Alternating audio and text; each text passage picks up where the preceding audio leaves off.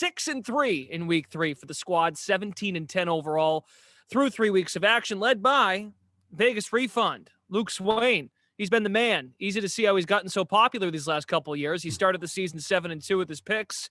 He's now looking away from the screen like, all right, stop talking about me. You're jinxing me. So, joining Luke today. Luke, just take it and run with it, okay? Joining Luke, Brandon Anderson, Dane Martinez will join us this week in for Jill. As a reminder, catch Dane hosting the new live show at Action Network, Green Dot Daily, weekdays at noon Eastern on the Action Network YouTube page and also the Green Dot Daily podcast. Folks, unders have been hitting at a high rate, 30-17 against the number through 3 weeks. You have to go back to 1991 through the first 3 weeks of the season. The last time an under rate was this high was 1991 at 71% hit, 30-12 record for unders through 3 weeks. Then you got 2022 at 30-17. And also, I thought this was interesting from Evan Abrams at Action Network. Through 3 weeks, we have seen a total of 24 home underdogs and 24 home favorites, exactly even in the last 40 years. We've never seen as many 24 home underdogs in the first 3 weeks of the season. That has not happened before. So some historic stuff here through these first couple of weeks, as we always do to start our Best Bets episode. Let's go around the horn, hear a one-sentence summary for week 4. Brandon Anderson, per usual, get us started, please. I'm calling this Prove It week. 28 out of 32 teams have either 1 or 2 wins. So it's just time to see what's real from all these teams. All right. What do you got for us, Dave Martinez? Welcome back. Hey, thank you. I'm going to go with Separation Sunday. Similar to Brandon, I think you start to see what is real, what is fake, who are truly the better teams in the NFL. And Luke Swain, please. I think this is just a week that I agree with Brandon. Prove It week. We got, I think, 11 sides of 3 or less in terms of spread, which I believe is the most ever. And if you already picked the Packers in your survivor pool, good luck. Okay, very good. Packers are home against the Patriots. And yeah, you had to go back to the Cam Newton 2020 year when he had COVID, Brian Hoyer taking over. That's yet to be seen. We'll see what happens. Mac Jones was in the meeting room today with the Patriots, so we shall see. Okay. First best bet will come from Brandon Anderson. As a reminder, our experts have not consulted with one another before starting this record. So we could get some overlap. We may get some contradictions. We'll see. Every man for themselves here on these best bets. Brandon Anderson, hit us hard with pick number 1. Well, we're already talking about it, so let me just dive right in. And I'm going to pick someone in that Patriots-Packers game, and I am not going to take the big favorites. I'll back the Patriots plus 9.5. I'll take the underdog here. This line, to me, is an overreaction. Mac Jones is out. We know this. He hurt his ankle. We saw the line move. It was 6 on Sunday morning, reopened 8.5 Sunday evening, jumped to 10.5, starting to fade back down to where it's a little bit more in range. But to me, this just sets up as a classic Bill Belichick underdog spot. The Patriots have been better than you think offensively, mostly because the run game has been really good. Damian Harris, Ramondre Stevenson, they're doing it well. And Brian Hoyer, the man can hand the ball off. He's been around the league long enough to get a good handoff down. And the Packers are dead last in rushing defense DVOA. So this is a great spot for Belichick to do the usual underdog thing. You hand the ball off, you milk the clock, keep Aaron Rodgers on the sideline where it can't hurt you, and just try to keep this thing close for a while. Belichick as an underdog, 30-17-2 against the spread, 64% cover rate. When he's more than a 6-point dog, 75% cover rate. And if he's an underdog after a loss, 11-1 against the spread, 92% cover rate, and a winning record as an underdog after a loss straight up. So I think this is a great spot for the Patriots underdog. Hoyer or Jones, I don't really care. Hand the ball off, keep it close. The Packers offense this year is not explosive. They're not a team that's going to run away and hide in this game. We got a low total here. I like the Patriots to keep it close and get the cover.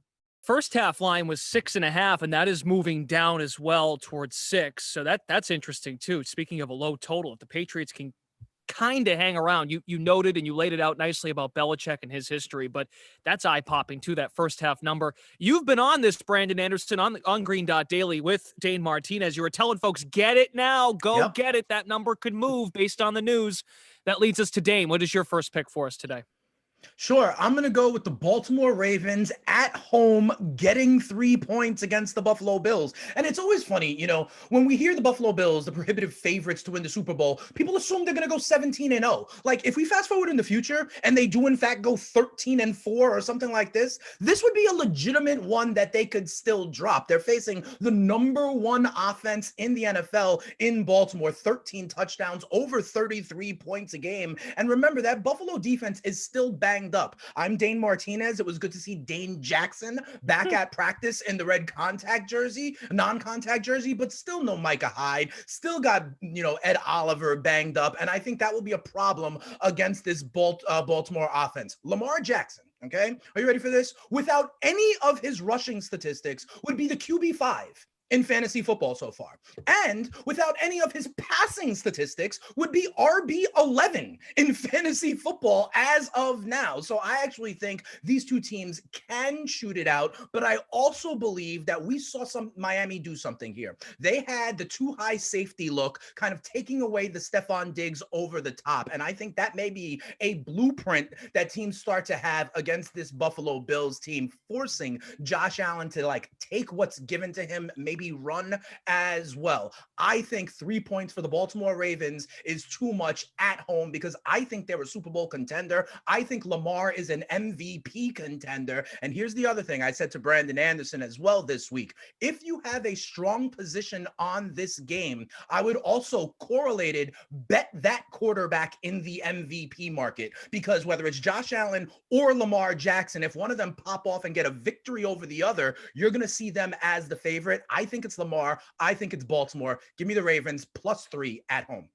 On the FanDuel Sportsbook, Lamar Jackson +550 to win MVP. The next man ahead, the only man ahead of him, Josh Allen at +300. So that's great advice by Dane Martinez. Should be a fascinating scene, Baltimore and Buffalo this weekend. Luke Swain, how about your first pick for us? Yeah, I'm going to be on the Ravens +3 as well. Okay. It's just a really, really hard spot for the Bills after that Miami game, where there are a lot of narratives coming out of that Miami Bills game from last week about Miami's defense being on the field for 90+ plays, which means that the Bills defense was on the field for 90+ plays. And if you were watching that game, man, the Bills offense, it was like the life was just getting sucked out of them. You had guys falling on the ground, cramping up. Diggs was just a total struggle.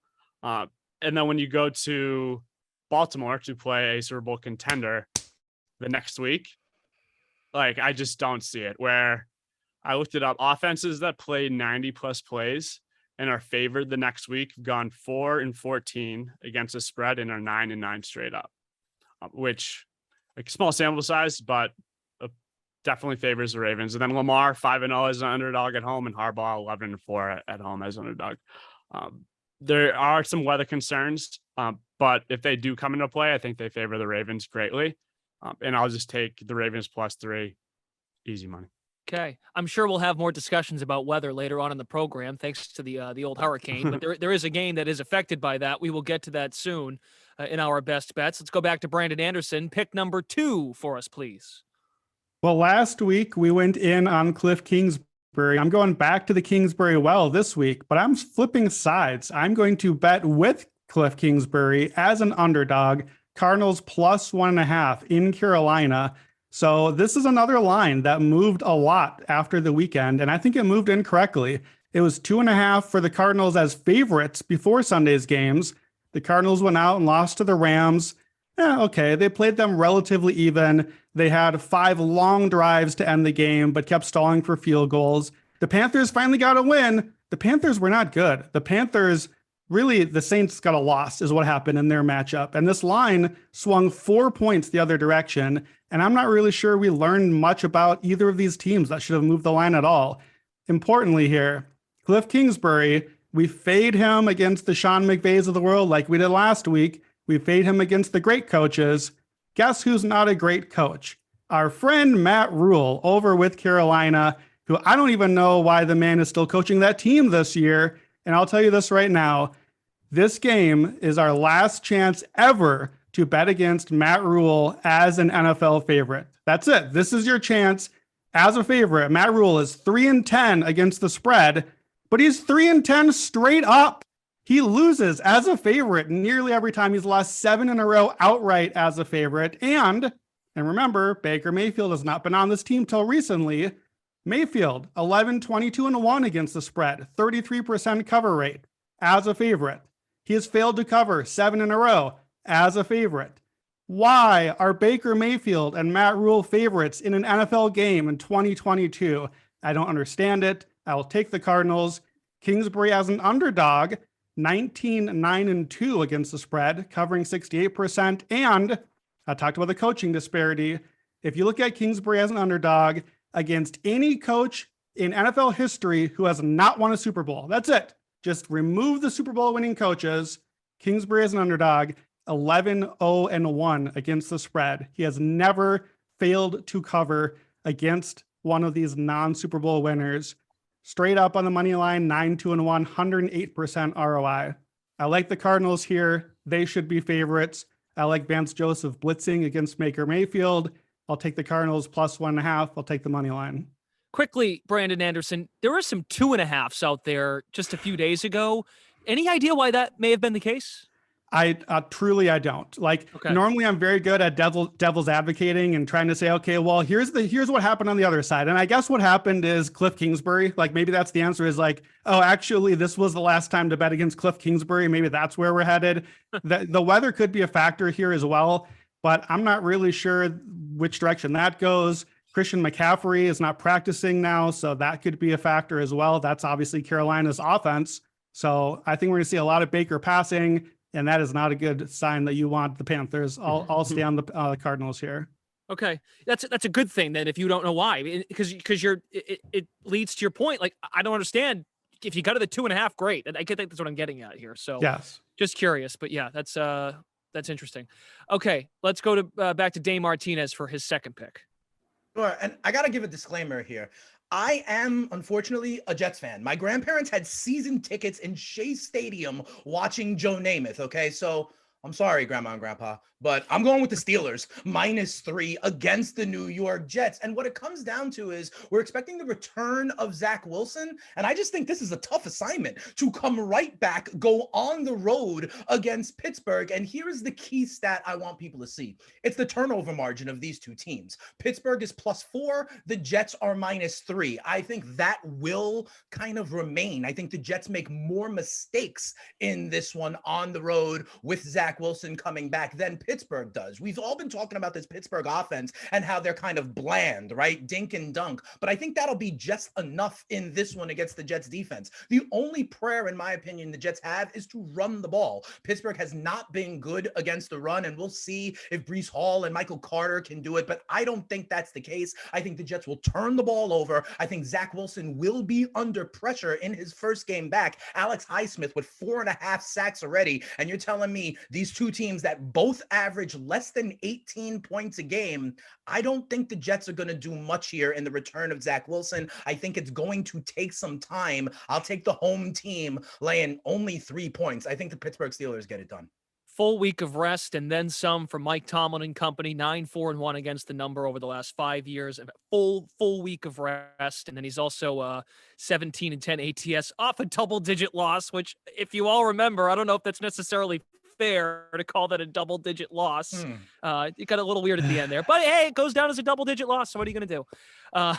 Very good. Luke Swain, your second best bet, please. So I'm going to go with the Broncos plus 2.5. And if you remember this past weekend Sunday night game, which was the Niners and the Broncos, and it was just which by the way, you were on Denver +1. Yeah, which it was a tough game to watch, and it was just Russell Wilson versus probably the best defense in the league right now.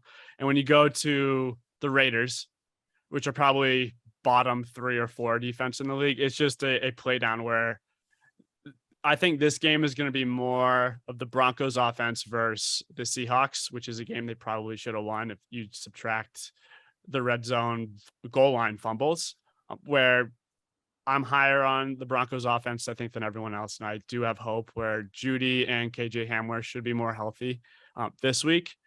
And it's just, I think everyone is picturing how bad they looked this past weekend and underrating how good this Niners defense is, which going into a Raiders defense that are thin.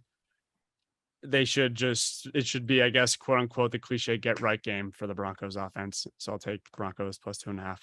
All right, Luke, good stuff. Let's go to Brandon Anderson and get each of the guys' final picks. Pick number 3, BA.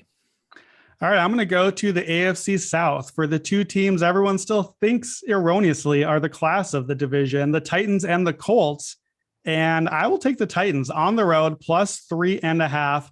Look, both these teams got their first win on Sunday. Everyone's kind of feeling like, all right, Titans are back, Colts are back. I'm not really sure either of these teams is back. These teams are both built around their old school mentality, run the ball, control the clock, and they're not doing it. Neither one of them is doing it this year. The offensive lines have not been good. Both teams are bottom 10 in rushing DVOA so far. So what you need to look at is, okay, where is there an advantage here? Who can actually do things on offense? The Colts rank dead last in offensive DVOA, second to last in EPA per play. However, the Titans can pass the ball. I'll take the better Ryan here, and that's Ryan Tannehill, not Matt Ryan. Matt Ryan has been terrible, can't move in the pocket, making all sorts of mistakes, basically like they just cloned Carson Wentz and kept him around. Ryan Tannehill is actually connecting down the field and has been good against the Colts. He had 3 touchdowns, both games against them last year. He is 11-7 straight up as an underdog with the Titans. And in this division rivalry, the road team has actually been really good. Road team has won 6 of the last 7 games in this rivalry. So I like the spot for Tennessee. I think they're getting too many points here. Mike Vrabel, when he is more than a 3-point underdog, is 18-7 against the spread, covering 72% of the time. And he's won outright 17 out of those 25 games, 102% ROI. So you want Mike Vrabel when he's a big underdog. The script sets up in his favor. I like the Titans. I smell an upset, or maybe that's just the Colts I'm smelling. I don't know, but I'll take Tennessee either way. Could also just be the division. But hey, like we talked about on the recap show Sunday night, Monday morning, the AFC South went 3-0 against the AFC West. And maybe we all got too ahead of ourselves on that division. But yeah, I mean, the AFC South trending upward after a really horrible 2 weeks. Dane Martinez, your final best bet for us, please. Yeah, I'm going to be consistent this week. I'm big on turnover numbers, sack numbers, and dual threat quarterbacks. And with that, I'm giving the Philadelphia Eagles -6.5 at home against Jacksonville. Did you know that before last week, Trevor Lawrence had never won a road game in the NFL? So now you're going to ask him to kind of be in back-to-back road games with the long trip. I don't think it's going to happen. Jacksonville is actually +7 in the turnover margin, and I think that's kind of artificially boosting them. And I don't think Jalen Hurts is going to turn it over. Only 1 interception so far. You heard me earlier kind of extol the virtues of Lamar Jackson. Well, Jalen Hurts is the first quarterback in NFL history through 3 games to have 900 yards passing and 150 yards rushing. That's why he too is in that MVP kind of conversation. The Eagles have the most yards gained out of anybody in the NFL, 455 yards a game. And I don't think this Jacksonville defense will stop them. I also know it's the return of Doug Peterson going back to Philadelphia, but I actually think that helps Philly more than it helps Jacksonville. Under Nick Sirianni, this team is completely different. You remember last year in kind of the middle of the season, they decided we are going to change our identity and become a more run-heavy team. Peterson doesn't know about that. If anything, I think it's Philly that knows the tendencies of a Peterson team and offense. I believe in this Philadelphia team. I believe in Jalen Hurts, and I think Trevor Lawrence is going to be under pressure seriously for the first time this year. I don't think that sunshine is good enough to stay in 2 road games in a row. As long as it stays under 7 like it is right now at 6.5, I'll take the Eagles to fly all the way to 4-0. You know, we talked about MVP earlier on the show, and now I'm fascinated if indeed Hurts and the Eagles take care of business. I wonder if Allen or Jackson dominates one or the other. Does that then catapult Hurts into a real discussion to be the second guy, potentially? Brandon, you got a thought on that? I do have a thought. I'll give you a different name. I'll take the other quarterback in that game. I'll take Trevor Lawrence. If the Jags go on the road and win that game, Trevor Lawrence, I think, could vault himself into MVP conversation. He's 40-1 right now. I have an article up as a long shot futures. I think that's a sneaky play. If the Jaguars are real, Sunshine's going to get a look. Let me ask you Okay. something right back, though. Like, what would the Jaguars as a team have to do for Lawrence to get serious look for that player award? Yeah, we know they're going to need to be a top 2 seed. Any MVP basically is a quarterback and a top 2 seed. So we're going to need a lot, but we're banking on, I think, at that point, bad division, soft schedule, defense that looks legit. You don't think it is? We will see. I think this is a real test this weekend, but I think that's the case is a team that's improved a lot, soft schedule. You need probably 12, 13 wins to get to the conversation. Maybe that's too much for Jacksonville, but we shall see.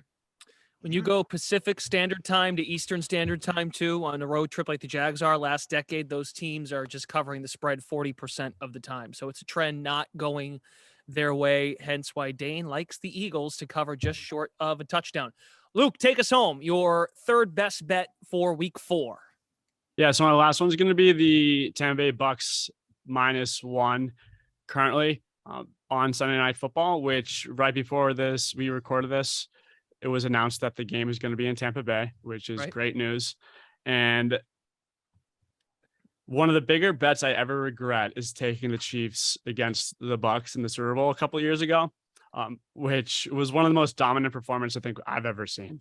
Where this defense is very similar to that game. I'm not saying it's going to be the same game whatsoever, but looking at the practice reports, a lot of the Bucs receivers have been limited to participants. I think we're going to get at least one of the Godwins, Julios, and I'm assuming Gage is going to play. And then we're getting Mike Evans back as well, which bonus bet, take Mike Evans anytime TD, whatever the odds are, just bet it. And Tom Brady off a loss, 10-0 against the spread. It's just it's an easy play for me at home. Sunday Night Football, Bucks -1. Love it. Very simple. Enjoy that. And yeah, Gage practice Wednesday. Julio was limited, Godwin limited, but all out there. So that's and this Bucks defense is legit. Like it is so legit. And you saw what the Chiefs did last week against the Colts. They very much struggled. They probably should have won that game, but second game on the road in Tampa. Tom Brady, hello. Like, come on. Okay. Love it. Okay, those are our best bets. We will recap before we wrap the show. But before we wrap the show, let's look very quickly to next week's lines for NFL Week 5 to see if we like any numbers now before they make any sort of adjustments based on Sunday's action. Brandon Anderson, I think, is alone on this today. You got one for us. What do you like for Week 5? I like the Detroit Lions. They are 1.5 point underdogs in New England next weekend. The Detroit Lions are underdogs to Brian Hoyer and the Patriots next weekend. What are we doing? I had to triple check this line to make sure it wasn't a typo. The Lions are not going to be underdogs by the time we get to kickoff here. Look, Detroit is supposed to be beating up on Seattle this weekend. That's what the line tells us. Mm-hmm. And the Patriots are probably going to lose in Green Bay. I know I backed them just a few minutes ago. There's a difference between covering a double-digit spread and actually looking like a team that should be favored against the Lions, who have looked good. Detroit's offense is the real deal. They're blocking well. The run game has been really good. The Patriots are bottom 5 against the run. So this sets up very nicely for Detroit. And I just feel like this line is going to move once people kind of wake up to the reality of what Detroit is now and what Belichick's Patriots and Brian Hoyer aren't anymore. Dan Campbell has covered 10 of his last 12 games, and this is back for now into the underdog role that he likes. Brian Hoyer, our guy, he's lost 11 straights in a row. Brian Hoyer, our guy, has lost 11 starts in a row, and he is favored here. His last win was 6 years ago. He has switched teams 5 times since winning a game, and we're favoring him. Take Detroit. I don't think they're going to last as a favorite. I like the Lions. Do not lose sight of this angle too, Luke. Do not lose sight of the fact that some of these Lions players hate Matt Patricia's guts and they want to stick. Ooh, I like that. I like that. I just want to say, you're definitely going to get value on that, Brandon. But I do want to say like Hoyer starting next week. I don't think it's going to be Mac Jones, but the last time a backup started for a former first-round pick that was a quarterback went pretty well. And Bailey Zappi should definitely get the chance soon. Not saying that he's going to make any difference in terms of the line, but that is a QB unknown that is something that always worries me. where we know who Hoyer is. He's just not good. Yeah, that's fair. The Hoyer numbers definitely. So wait, you're more worried if they go to Zappy about the pick? Yes, Okay. correct. 100%. Like one of my number one rules is like, you don't bet against a quarterback that you know nothing about. Like there is a huge unknown on Bailey Zappi, and that's just a principle for me. But at the same time, like the Pats aren't good. I don't think it matters who's at quarterback. And nonetheless, I agree that there is a fear factor with Bailey Zappi, the rookie, if he does get in. But if he does get in there, we're probably going to get this line up to like Lions favored by a field goal or more. And then you have a lot of options from there too. So I think it's just a great CLV spot right now.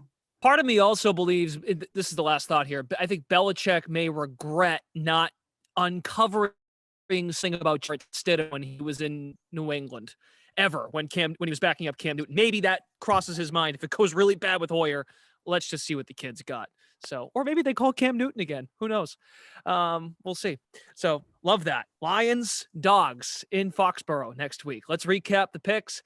Brandon Anderson is on the Cardinals +1.5. He likes the Patriots this week, +9.5 at Lambeau Field, and the Tennessee Titans at the Colts +3.5. Luke is on Denver +2.5 against the Raiders, Ravens +3, and the Bucks -1. They are home this week, folks. They are playing in Tampa. That was announced earlier on Thursday. And then Dane also likes the Ravens +3, Steelers -3 going against his Jets, and then he's got the Eagles just short of a touchdown at -6.5. That'll do it for our Action Network podcast, our NFL Week 4 Best Bets episode. Thanks to Brandon Anderson, Dane Martinez, and Luke Swain, Vegas Refund, for joining us today. I'm Brendan Glasheen. Best of luck, everybody, with your bets this weekend. We will join you again Monday morning for our recap show, recapping Week 4, looking ahead to Week 5 on the Action Network podcast.